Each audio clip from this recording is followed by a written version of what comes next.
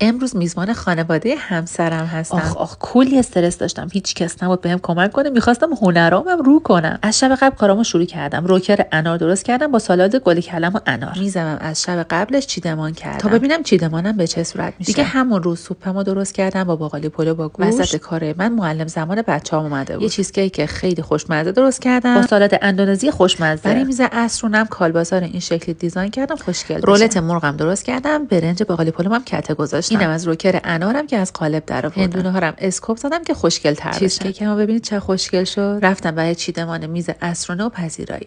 اسموتی هندونه هم درست کردم و میزم این شکلی دیزاین کردم. اسموتی هندونه و برش آناناس رو همه رو تو هایلایت گذاشتم. دستور تمام غذاها و دسرام توی پیجم هست. نظراتتون رو حتما بهم بگین چون واقعا برام مهمه. با برنامه‌ریزی حدودا ساعت 6 تمام کارام تموم شد بدون اینکه هیچکس بهم کمک کنه. دیگه مهمونا اومدن، کلی پذیرایی کردیم و بعدش هم میز شامو چیدم. قرینگی سر میز شام خیلی برام مهمه. اینم از چیدمان میز شامم: روکر انار، سالاد گل کلم، شیرین پلو، رولت مرغ سوخاری، باقالی پلو با گوشت و سالاد اندونزی و سوپ مخصوص که دستور همش توی پیجم هست. بعد شامم دختر جانیمو به مناسبت روز دختر سورپرایزش کردیم. بعدم فیلم عروسیم که برای 18 سال پیش بود گذاشتم برای یادآوری خاطره. اینم از مهمونی ساده و صمیمی ما. ممنون میشم قلب این پست رو قرمز بکنید، نظرتون برام کامنت بذاری، بفرست برای دوستات.